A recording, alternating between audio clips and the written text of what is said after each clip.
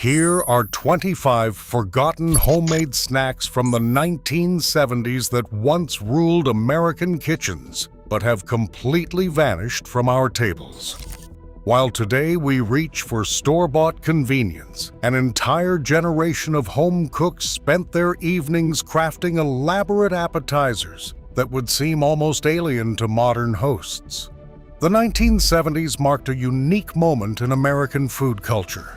Fresh from the prosperity of the post-war boom, families had both the leisure time and disposable income to experiment with entertaining.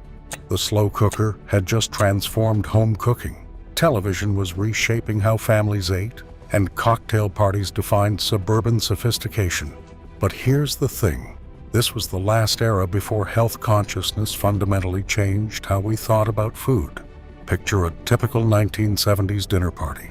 Coffee tables lined with grape jelly meatballs on toothpicks, fondue pots bubbling in the center of the room, and Jell-O salads considered an elegant touch. These weren't just snacks. They were status symbols, conversation starters, and elaborate productions that hostesses spent days preparing. As one food historian noted, presentation was everything, and nobody blinked at skewers stuck into pineapples or cream cheese rolled in crushed nuts. At the center of every respectable gathering sat the cheese ball, made from cream cheese, sharp cheddar, chives, Worcestershire sauce, and spices like onion and garlic powder. These spherical appetizers were then rolled in minced toasted pecans.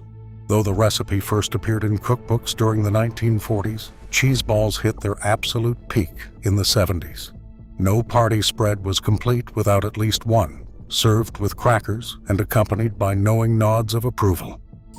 Equally popular were cocktail meatballs, but not the Italian-inspired version you might expect. These were swimming in grape jelly, creating a sweet and savory combination that sounds bizarre today but was beloved for decades. First published in Elegant But Easy, a cookbook for hostesses. In 1960, grape jelly meatballs became essential at holiday celebrations throughout the 60s and 70s. Most recipes required the new slow cooker technology, making them both exotic and practical. For the more adventurous host, there was Rumaki, bacon-wrapped water chestnuts with chicken liver, marinated in soy sauce and brown sugar. This Polynesian-inspired appetizer traced back to 1941 at Don the Beachcomber restaurant in Palm Springs, but Trader Vic's popularization made it a sophisticated choice for suburban entertaining. The combination of crispy bacon, crunchy water chestnuts, and rich liver created a flavor profile that epitomized the era's fascination with exotic cuisine. Nothing captures 70s food culture quite like fish mousse, typically made from canned salmon or tuna, cream cheese, mayonnaise, gelatin, and minced vegetables. This fishy spread was molded into elaborate shapes, most memorably a fish complete with olive slice eyes. As one cookbook author wryly noted, almost every 70s cookbook featured a photograph of salmon mousse, shaped like a large fish, staring back at the reader. The tragic irony is that salmon mousse was actually delicious, but unfortunate presentation choices left lasting negative impressions. The decade's obsession with gelatin reached its peak with savory Jell-O salads. Lime Jell-O infused with vinegar to reduce sweetness was stuffed with everything from mixed vegetables to tuna to veal. These shimmering Aspic molds, once symbols of culinary sophistication, combined suspended pieces of meat, seafood, and vegetables in wobbly presentations that modern diners would find bewildering. Cheese straws represented the more traditional end of 70s entertaining. Dating back to the 19th century, these buttery, flaky strips, made from flour, sharp cheddar, and cayenne pepper, experienced a renaissance during the decade's finger food craze. Easy to make ahead and serve, they disappeared from bowls as quickly as hosts could refill them. The Hanky Panky, also known as party rye pizzas, transformed small squares of rye bread into miniature pizzas, topped with a mixture of ground beef, ground sausage, Velveeta cheese, Worcestershire sauce, and spices. Broiled until bubbly, these customizable appetizers were perfect for the casual entertaining revolution that defined mid-70s social life. Meanwhile, pigs in a blanket represented the intersection of adult sophistication and childhood nostalgia. Mini hot dogs wrapped in pastry and baked until golden were everywhere at potlucks, birthday parties, and cocktail gatherings.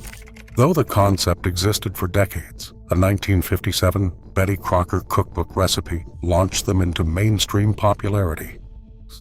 Stuffed celery took numerous forms beyond the familiar ants on a log. Cream cheese or pimento cheese filled the crisp stalks, often enhanced with crushed walnuts or garlic-stuffed olives. These one-handed appetizers were perfect for cocktail party mingling, though they've largely vanished from modern entertaining. The casual revolution also birthed spinach dip, served in hollowed bread bowls. This interactive appetizer combined frozen spinach, cream cheese, sour cream, mayonnaise, and dry soup mix, creating a rich, creamy dip that guests could access by tearing pieces from the edible bowl itself. Cheese Dreams, essentially elevated grilled cheese sandwiches made with heavy cream, cheddar, and butter, provided a more substantial option. These southern favorites remained popular through the 70s, offering the perfect combination of melty interior and crunchy exterior. The decade's tropical obsession manifested in Hawaiian cheese logs. Cream cheese combined with crushed pineapple and nuts, then rolled in coconut, created sweet savory appetizers that embodied America's fascination with exotic flavors. Despite requiring only 20 minutes to prepare, these logs created impressive displays when surrounded by crackers arranged in starburst patterns. Sweet treats occupied their own crucial category. Popcorn balls, made from popped corn coated in homemade syrup, often incorporated Halloween candy for seasonal variations. These hand-on snacks encouraged creativity while providing satisfying sweetness. Divinity candy represented Southern tradition at its finest.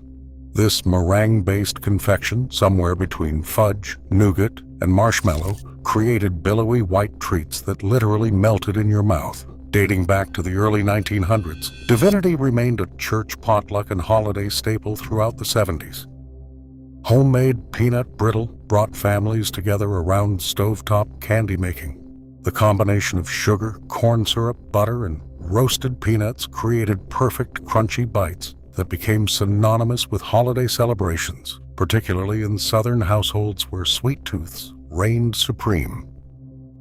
Rice Krispies treats, invented in the 1930s by Kellogg employees Mildred Day and Melita Jensen for Campfire Girls fundraisers, maintained steady popularity throughout the 70s. These simple combinations of cereal, marshmallows, and butter proved that the best recipes often required the fewest ingredients. The decade also saw homemade pudding pops gain traction. While commercial versions wouldn't peak until the 80s, creative home cooks were already experimenting with frozen pudding treats using specialized molds, creating chocolate, vanilla, and swirled varieties that rivaled any store-bought option. Chex Party Mix deserves special recognition as the most enduring legacy of 70s snack culture. First appearing in Life magazine in 1952, this combination of cereals, nuts, pretzels, and seasonings became a household staple when Ralston Purina began printing recipes directly on cereal boxes in 1953. The television's rise created demand for easy-to-eat snacks that wouldn't distract from screen entertainment, and Chex Mix perfectly filled this niche. What happened to these beloved snacks? Changing health consciousness played a major role. The 80s brought fat phobia. The 90s introduced organic movements, and the 2000s saw processed food backlash. Additionally, busy lifestyles made elaborate appetizer preparation seem impractical compared to store-bought alternatives. Yet something profound was lost in this transition.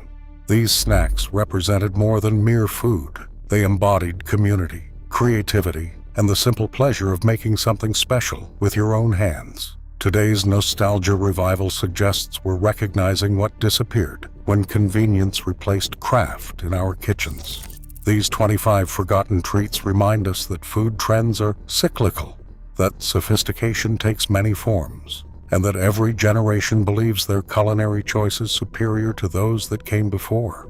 Perhaps it's time to dust off those vintage recipes and rediscover what our mothers and grandmothers knew all along. Sometimes the most memorable gatherings happen when we take time to create something truly homemade.